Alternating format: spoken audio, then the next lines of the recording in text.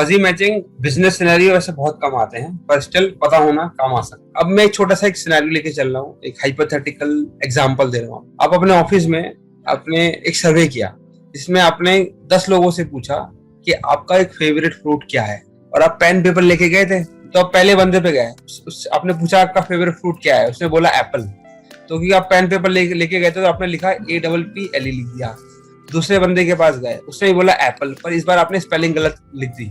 तीसरे के पास गए, उसने बोला कोकोनट, पर आपने लिख दिया कोको। चौथे के पास गए, उसने एप्पल बोला, आपने एप्पल्स बोल दिया, लिख दिया। या आपने लिख दिया, किसी जिसने सर्वे किया उसने इस तरह से लिख दिया है।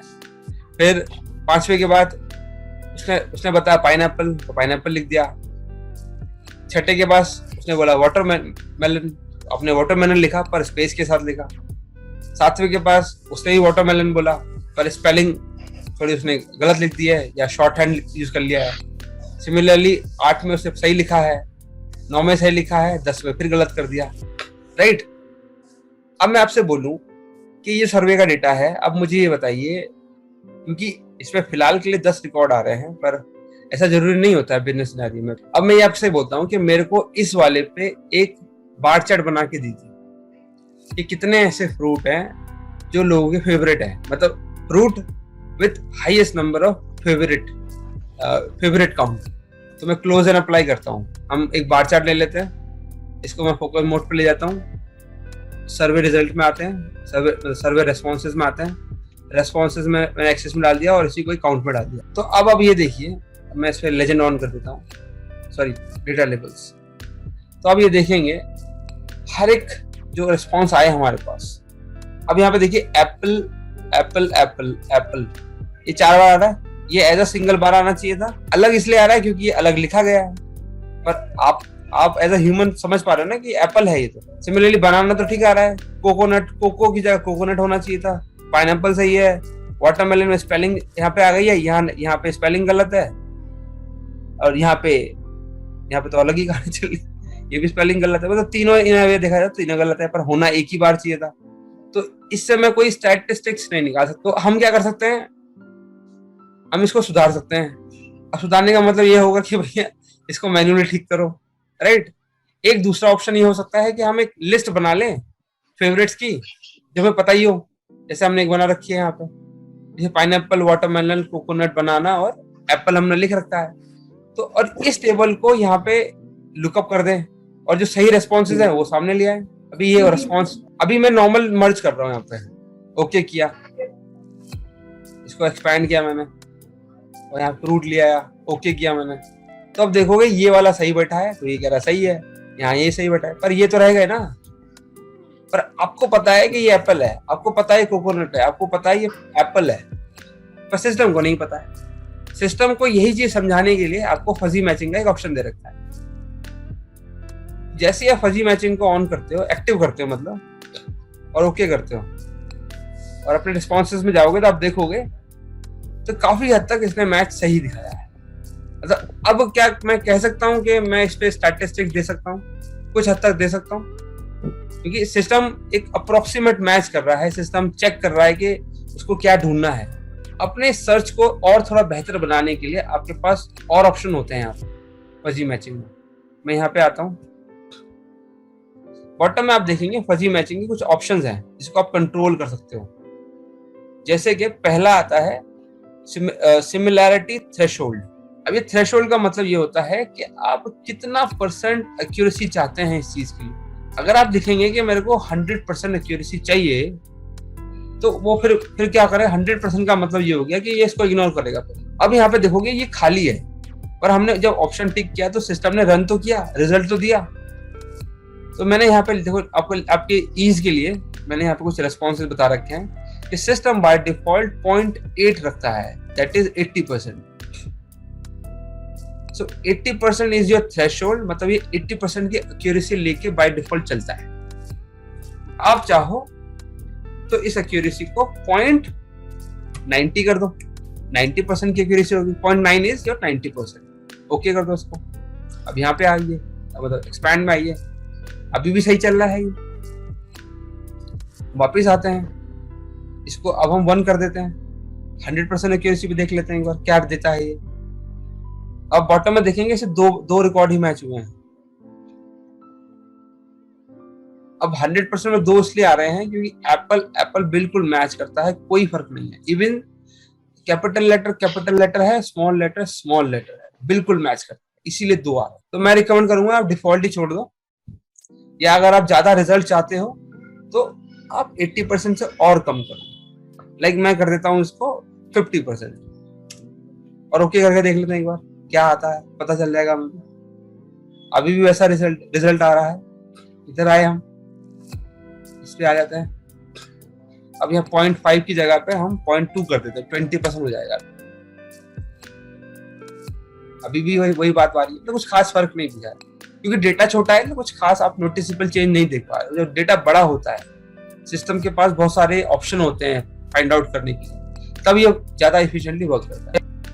अब यहाँ पे कुछ चेक मार्क देख रहे हो आप, एक इग्नोर केस और matching by combining the text parts. अगर आप यहाँ देखें, केस की बात कर लेते हैं। यहाँ पे लिखा है एप्पल APPLE। ए क्या है, कैपिटल है, और बाकी तो कैपिटल इज अपर केस, जो भी जितने लेटर आपके कैपिटल लेटर होते हैं उसको अपर केस कहते हैं, और जितने स्मॉल लेटर्स होते हैं उसको लोअर केस कहते हैं। ठीक है। अब जब क्योंकि आप सर्वे कर रहे हो और हाथों से लिख रहे हो, तो इसके चांसेस हैं कि आप हर बार कैपिटल में लिखोगे, प्रॉपर लेटर में लिखोगे या स्मॉल लेटर में लिखोगे। आप किसी भी लेटर में लिख सकते हो। जैसे यहाँ वाटरमेलन के केस में आप देखोगे, यहाँ पे मैंने W छोटा लिखा हुआ है पर यहाँ पे बड़ा लिखा हुआ है। तो अगर मैं सिस्टम को बोलूँ कि केस इग्नोर कर दो, तो वो सबको या तो कैपिटल की तरह ट्रीट करेगा या सबको स्मॉल लेटर की तरह ट्रीट करेगा। तो इससे एक काइंड ऑफ जो वेगनेस होगी या फिर अनक्लैरिटी होगी डेटा के अंदर, वो इग्नोर हो जाती है।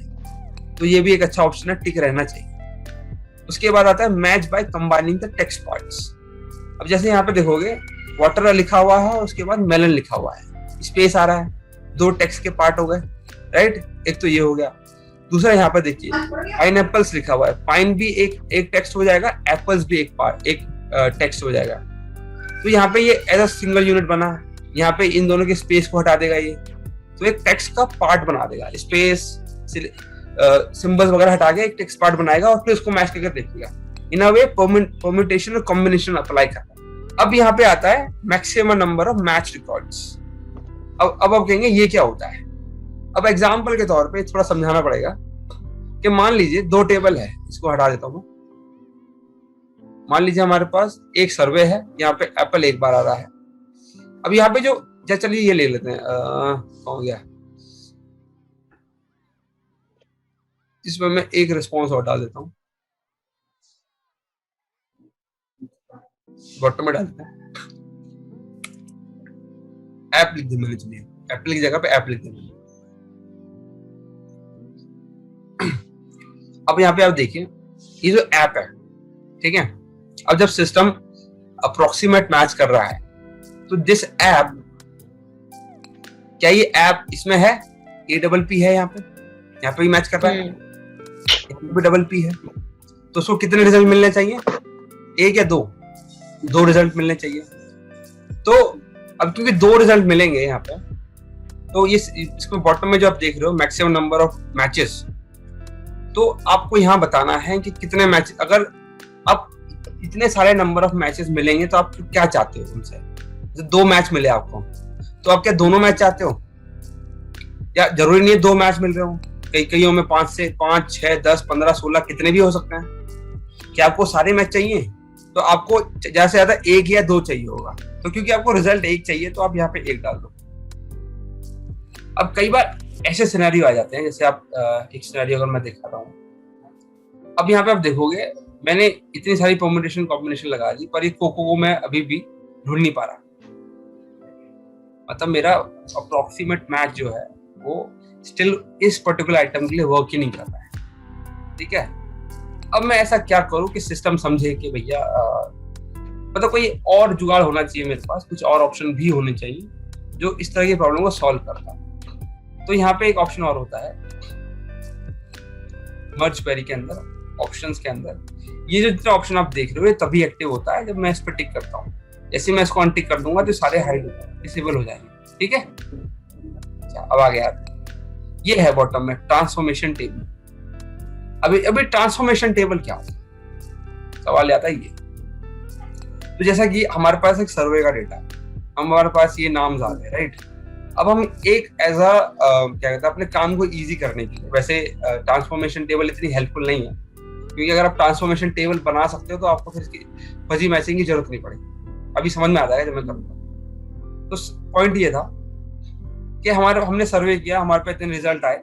हम क्या कर सकते हैं, हमारे पास जितने भी कॉम्बिनेशन बन के आ रहे हैं यहाँ पे, लाइक APLE एक कॉम्बिनेशन है, एप्पल एक है, एप्पल्स भी एक है, वाटर हाई स्पेस मेलन एक है, मतलब जो डिस्टिंक्ट आइटम्स आ रही है इसके अंदर, राइट, डिस्टिंक्ट रिकॉर्ड्स आ रही है, उसका सही रिस्पॉन्स हम के लिए एक टेबल बना ले हम, जैसे हमने यहाँ बनाया कि जितने भी इनकरेक्ट रिकॉर्ड थे हमारे पास, जहाँ पे भी चीजें गलत तरीके से हमने नोट करी थी सर्वे के टाइम पे, उसका एक सही रिस्पॉन्स हम रख लें अपने पास। मतलब खुद ही बनाना पड़ा हमें, कहने का मतलब एप्पल को कैसे लिखना है यहाँ लिख दिया, ये वाला गलत लिखा है तो उसके कॉरेस्पॉन्ड में सही क्या है, ये गलत है तो इसके कॉरेस्पॉन्ड में सही क्या है, ये गलत है तो इसके कॉरेस्पॉन्ड में सही क्या है, ये सारा का सारा हमने इस तरह से एक मैपिंग टेबल बना ली। इसको आप एक मैपिंग टेबल समझो। आपके पास जितने भी डिस्टिंक्ट आए, एक ट्रांसलेशन टेबल बना लो, कहने का मतलब है, क्योंकि आपको ये चीजें ठीक करनी है, राइट। तो आप एक ट्रांसलेशन टेबल बना लो जिसमें आपके पास जितने भी इनकरेक्ट वैल्यूज आ रही हैं उसकी सही वैल्यूज ले आओ आप। ये गलत है, फ्रॉम रिकॉर्ड है, इसका सही रिस्पॉन्स इन टू रिकॉर्ड में आ जाएगा, टू कॉलम में आ जाएगा। फिर उसके बाद आप यहाँ आओ, ये तो आपका करेक्ट टेबल है, यहाँ पे आओ, अपने मर्ज क्वेरीज में आइए, ये ऑप्शंस में जाइए और यहाँ पे जाके ट्रांसलेशन टेबल को दे दीजिए। जरूरी नहीं है आप इसका नाम ट्रांसलेशन टेबल रखें, क्या जरूरी है वो मैं बता देता हूँ आपको बस ये मेक श्योर करना पड़ेगा कॉलम के नेम सेम होने चाहिए। पहला कॉलम वो कॉलम होगा जहाँ पे इनकरेक्ट वैल्यूज, उसका नाम होना चाहिए फ्रॉम। दूसरा कॉलम वो होगा जहाँ पे करेक्ट वैल्यूज है, मतलब कॉरेस्पॉन्डिंग करेक्ट वैल्यूज है, उसका नाम होना चाहिए टू। तभी सिस्टम समझेगा और रिजल्ट देगा। तो आप देख सकते हैं अब कोकोनट भी समझ पाया है जो पहले नहीं समझ पा रहा था। अब मैं क्यों बोल रहा था कि ये एक सही अप्रोच नहीं है, क्यों हमें क्योंकि ट्रांसलेशन टेबल अगर हमारे पास आ जाती है तो हमें फजी मैचिंग करने की तो वैसे ही जरूरत नहीं, क्योंकि यही सारा काम तो हम सिंपल मर्ज से ही कर सकते हैं। यही सारा काम हम बिना फजी मैचिंग के भी कर सकते हैं अगर हमारे पास ट्रांसलेशन टेबल ऑलरेडी है। रेस्पॉन्स यहाँ से पकड़ लो और ओके कर दो, इसे एक्सपैंड कर दो और टू ले लो डायरेक्ट, ये वैसे ही सही आ गया। तो translation table is not that helpful, क्योंकि ये मैन्युअली बनाना पड़ेगा, एक तो टाइम टेकिंग हो गया। तो फजी मैचिंग में ट्रांसलेशन टेबल अगर आप यूज कर रहे हैं तो फजी मैचिंग यूज ही मत करिए, नॉर्मल मर्ज कर लीजिए, ठीक है। और अगर ट्रांसलेशन टेबल फिर भी यूज कर रहे हैं तो आपका तो ये तो सोने पे सुहागा हो गया। तो आई होप समझ में आया होगा।